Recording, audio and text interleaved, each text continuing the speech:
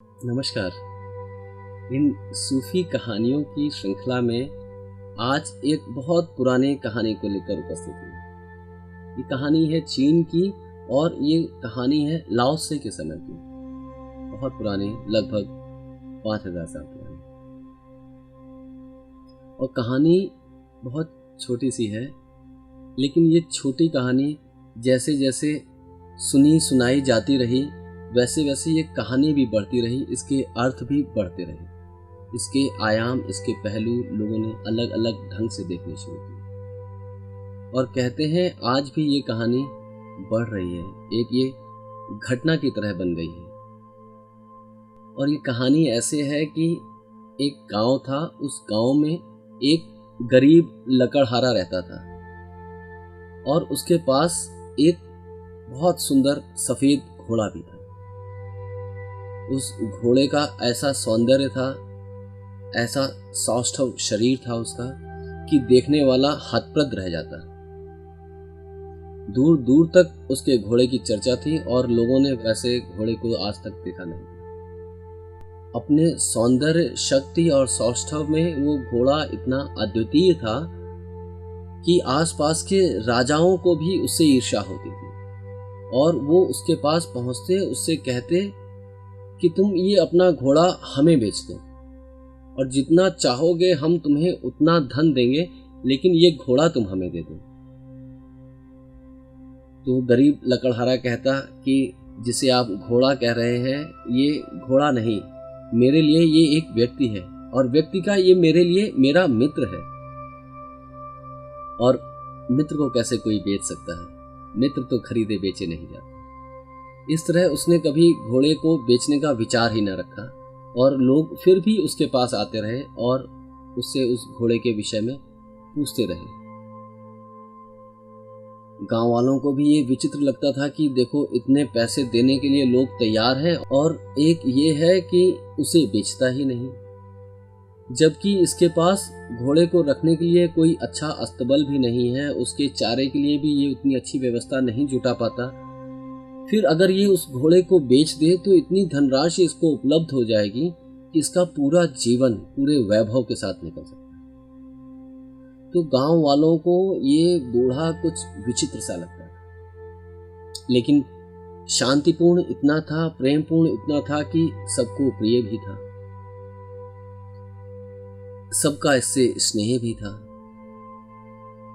एक दिन ऐसा होता है कि सुबह जब वो बूढ़ा लकड़हारा उठता है, देखता है अपने अस्तबल में जाकर तो वहां पर उसका घोड़ा नदारद। घोड़ा वहां था ही नहीं, न जाने कहां चला गया। गांव वाले सब इकट्ठे हो जाते हैं और उससे कहते हैं कि देखो कितना दुर्भाग्यपूर्ण हो गया ये तो तुम्हारे लिए, कितना सुंदर घोड़ा था और वो चोरी हो गया। अच्छा होता कि तुम उसे पहले ही बेच देते। तो बूढ़ा उन गांव वालों को देखता है, उनकी बातें सुनकर वो कहता है कि तुम ऐसे निर्णय कैसे ले सकते हो कि ये दुर्भाग्यपूर्ण है या ये अशुभ घटना हो गई या कि ये मेरे लिए श्राप हो गया। ऐसा कैसे कह सकते हो, जबकि तथ्य तो केवल इतना है कि रात घोड़ा अस्तबल में था और सुबह घोड़ा अस्तबल में नहीं है। तथ्य तो मात्र इतना है और मैं सिर्फ इसी तथ्य को देखता हूं कि घोड़ा था और आज अब घोड़ा नहीं है। तुम लोग ऐसे कैसे निर्णय ले सकते हो कि ये अशुभ हो गया, कि ये मेरे दुर्भाग्य का संकेत है? ऐसा कैसे कह सकते हो? इतनी जल्दी तुम लोग किसी निर्णय पर कैसे पहुंच जाते हो? मैं ऐसा नहीं करता और मैं अपने इस अनिर्णय की स्थिति में सुखी हूं, शांत हूं। मुझे कोई परेशानी नहीं, मुझे कोई दुख भी नहीं कि आज वो घोड़ा यहाँ अस्तबल में नहीं। गांव वाले सोचते हैं कि शंका तो पहले से ही थी, आज ये सिद्ध होता नजर आ रहा है कि इस बूढ़े लकड़हारे के साथ कुछ कष्ट है। ये चीज़ों को कुछ और ढंग से समझता है, न जाने कैसे समझता है। साफ साफ इसका इतना सुंदर घोड़ा, एक पूरे खजाने जैसा घोड़ा चोरी हो गया है और ये बोल रहा है इसमें कोई दुख की बात नहीं। बस इतनी सी बात है कि घोड़ा था और अब नहीं। खैर, गांव वाले उसको उसकी हालत पर छोड़ देते हैं और चले जाते हैं। लकड़हारा अपना रोज के कामों में लगा रहता, जंगल जाता, लकड़ियां काटता, वापस लाता, बाजार में बेचता और अपना गुजारा करता। लेकिन एक घटना घटती है कि 15 दिन के बाद में लगभग वो घोड़ा वापस आ जाता है। तो वो घोड़ा चोरी नहीं हुआ था, वो स्वयं वहां अस्तबल से निकलकर जंगल की ओर भाग गया था और वहां इतने दिन घूमा फिरा रहा और आज वो वापस लौटा है। और लौटा है अकेले नहीं, साथ में और 12 घोड़ों के साथ। अब तो गांव वाले और खुशी खुशी से आकर उसके आसपास खड़े हो जाते हैं, उसको बधाइयां देते हैं कि वाह, तुमने कैसे जान लिया था पहले ही और हम गलत सिद्ध हुए। पहले जब हम कह रहे थे कि ये कितनी दुर्भाग्यपूर्ण घटना है और तुम कह रहे थे नहीं, इतनी जल्दी निर्णय ना लो, तो तुम सही थे। आज पता चलता है कि वो दुर्भाग्य नहीं, वो तुम्हारा सौभाग्य था। आज देखो ये नए 12 घोड़े, हिस्ट पुष्ट 12 घोड़े तुम्हारे पास हैं और इनको बस थोड़ी सी तैयारी और ये घोड़े फिर अच्छे दामों पर बिक जाएंगे और तुम्हारी गरीबी, तुम्हारी दरिद्रता हमेशा के लिए दूर हो जाएगी। तुम्हारे साथ ये बहुत शुभ हुआ, तुम्हारा भाग्य चमक गया और तुम बिल्कुल सही थे, हम ही गलत थे। तो बूढ़ा लकड़हारा फिर इनसे कहता है कि इतनी जल्दी क्या है तुम्हें इन निर्णय पर पहुंच जाने की। घटना मात्र इतनी है, तथ्य सिर्फ इतना है कि पहले ये मेरा घोड़ा चला गया था, आज ये लौटा है, साथ अन्य 12 घोड़ों को भी लाया है। इससे ज्यादा ये घटना नहीं, तथ्य मात्र इतना है और इसमें शुभ जैसा कुछ नहीं, अशुभ जैसा कुछ नहीं। सौभाग्य दुर्भाग्य ये सब चुनाव की बातें हैं, निर्णय की बातें हैं और हम इससे दूर ही रहते हैं और अचुनाव में, अनिर्णय की स्थिति में सुखी भी रहते हैं। तो आप लोग जाएं, इसे सौभाग्य या दुर्भाग्य जैसा कोई नाम न दें और मुझे यूं ही इन घोड़ों के साथ रहने दें। गांव वाले चले जाते हैं, सोचते हैं कि देखो कैसा अजीब बूढ़ा लकड़हारा है ये भी, कि 12 घोड़े मिलने के बाद भी ये खुश नहीं, उल्लासित नहीं, नाच नहीं रहा। हम होते तो खुशी से पागल ना हो जाते। और ये है कि शांत, कोई असर नहीं, जैसे कुछ हुआ ही नहीं, कि घोड़े वापस लौटे न लौटे एक बराबर, उसको ये सिर्फ एक तथ्य की तरह ले रहा है। खैर, गांव वाले चले जाते हैं और लकड़हारे का लड़का उन घोड़ों को सिखाना शुरू कर देता है कि मनुष्यों के साथ कैसे रहा जाए, उनके इशारों को कैसे समझा जाए और कैसे उसके इशारे पर चलना है, कैसे रुकना है। उसे वो पालतू बनाने लगा।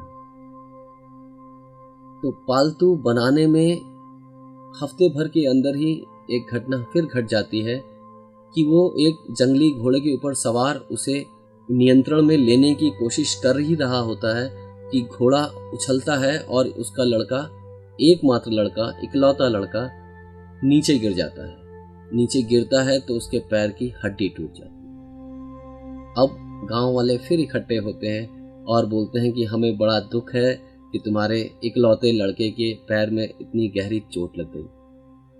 अब इसकी तो हड्डी ही टूट गई, जो थोड़ी बहुत मदद तुमको मिलती थी, अब तुम्हारी वो मदद भी खत्म हो गई। बल्कि अब तुम्हें इसकी मदद करनी होगी, इसकी सेवा करनी होगी, इसकी शुश्रूषा करनी होगी। तो तुम्हारे साथ बहुत बुरा हुआ, बहुत दुर्भाग्यपूर्ण है तुम्हारा इस तरह की घटनाओं में उलझे रहना। तो वो गांव वालों को फिर कहता है कि मेरे बेटे के पैर में चोट आई है, उसकी हड्डी टूट गई है, तथ्य मात्र इतना है और इससे ज्यादा कुछ नहीं। अच्छा है बुरा है, तुम लोग क्यों बीच में ले आते हो? क्यों इतनी जल्दी तुम लोग निर्णयों पर कूद जाते हो कि ये शुभ, ये अशुभ, ये अच्छा, ये बुरा? ये जीवन एक सतत घटनाओं की श्रृंखला है।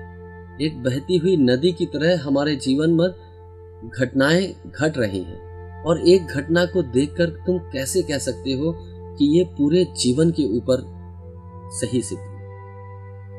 मुझे नहीं लगता कि ऐसा होगा।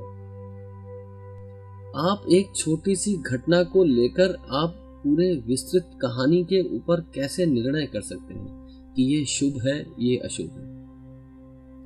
किसी पुस्तक की एक पृष्ठ से क्या अंदाजा लगाया जा सकता है कि ये कहानी कैसी होगी?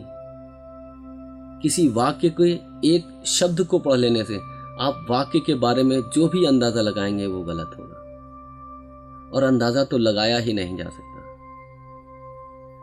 ऐसी बेबूझ बातें सुनकर गांव वाले तो और परेशान होते हैं और चले जाते हैं, बोलते हैं इससे बात करना ही व्यर्थ है। साफ साफ देखते हैं कि बेटे का पैर टूट गया और अब इसके लिए परेशानियों का पहाड़ टूट पड़ेगा, लेकिन यह है कि समझता नहीं। कहता है सिर्फ एक घटना है, एक तथ्य है कि बच्चा अब बिस्तर पर है, उसके पैर में चोट लगी है, उसकी हड्डी टूट गई है। वो तो सिर्फ यही कहता है कि इतनी सी घटना है और मेरा जो दायित्व है वो मात्र इतना इस समय, इस क्षण में, कि मैं इसकी सेवा करूं, इसकी सहायता करूं, मात्र इतना ही। गांव वाले चले जाते हैं। थोड़े दिनों के बाद में एक संदेश आता है कि पड़ोसी राज्य के साथ में युद्ध छिड़ गया है और उस युद्ध में हर युवक को जाना ही होगा, और ये जबरदस्ती की सैनिक भर्ती में उस गांव के हर बच्चे को जाना होता है। बस इस बूढ़े लकड़हारे का बच्चा रह जाता है, क्योंकि इसके पैर में चोट लगी थी, इसकी हड्डी टूटी हुई थी और ये चल नहीं पा रहा था। गांव वाले रोते बिलखते आते हैं इसके पास में, इसकी झोपड़ी में, कि तुम ठीक थे, बिल्कुल ठीक थे उस समय जब तुमने कहा था कि तुम्हारे बेटे के पैर की हड्डी टूटी है। तथ्य केवल इतना है, ये दुर्भाग्यपूर्ण नहीं, और आज वाकई में हम समझ गए कि ये तुम्हारे लिए तो सौभाग्यपूर्ण ही था। तुम्हारा ही बेटा है जो आज पूरे गांव में बचा है। इसके पैर में चोट लगी है, थोड़े दिन में जो ठीक भी हो जाएगी। हाँ, थोड़े और दिन तक लंगड़ा के चलेगा, लेकिन ये लंगड़ाहट भी धीरे धीरे काफी कम हो जाएगी और बच्चा बिल्कुल ठीक हो जाएगा। तुम सही थे, वो पैर का टूटना भी तुम्हारे लिए सौभाग्यपूर्ण घटना थी। वो बूढ़ा लकड़हारा फिर कहता है कि ऐसी भी क्या जल्दी है, क्यों इतनी जल्दी निर्णयों पर उतर जाते हो, चुनाव कर लेते हो, अनिर्णित स्थिति में क्यों नहीं रह पाते।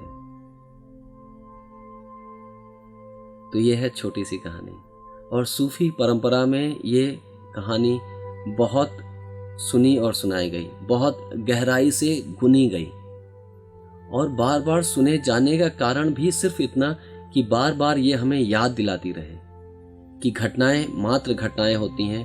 उनका वैचारिक विश्लेषण कर कर हम अपने आप को परेशान ही करते हैं, एक ज्वर को पैदा करते हैं, एक मानसिक ज्वर को, जिसमें उत्तप्त होते हैं, कभी उछलने लगते हैं, कभी रोने लगते हैं, बुखार दोनों ही होते हैं। और एक स्थिति है ऐसी भी जो बुखार से ऊपर है, जहां बुखार नहीं होता, न सुख का न दुख का, एक शांति होती है, जैसे चांदनी रात है, रोशनी भी है, मध्यम सा प्रकाश है, चीजें अपने आसपास की चीजों से घुली मिली हैं, रोशनी भी है और अंधेरा भी है, एक ठंडी रोशनी, एक छांव सी रोशनी, लेकिन अंधेरा भी नहीं है और पूरी रोशनी भी नहीं। ऐसी रोशनी नहीं जो आंखों को चुभने लगे, और ऐसा अंधेरा भी नहीं जो मन को डराने लगे। तो ऐसी ही चांदनी जैसी स्थिति एक आनंद की होती है, जहां सुख नहीं, दुख नहीं, जहां वो लकड़हारा अपने जीवन को जी रहा है, जिस आयाम पर वो जी रहा है। सूफी इसी को कहते हैं परमात्मा जाने। उनसे कुछ पूछो इसके बारे में आप क्या कहते हैं, तो यही कहते हैं, हम क्या कह सकते हैं, परमात्मा जाने, वो जानता है, हम तो जान ही नहीं सकते, हम तो बहुत छोटे से हिस्से हैं उसके, और वो एक विराट सत्य है।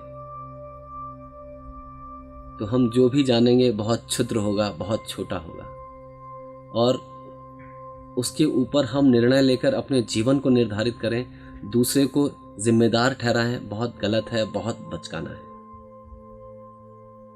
तो बड़े बने सीढ़ियों के पायदानों पर और ऊपर उठें, चुनाव की स्थिति को छोड़ें और अचुनाव में रहना सीखें। तो उस अचुनाव की स्थिति में कोई तनाव नहीं है, कोई अशांति नहीं है, कोई त्रासदी नहीं, कोई मानसिक ज्वर नहीं।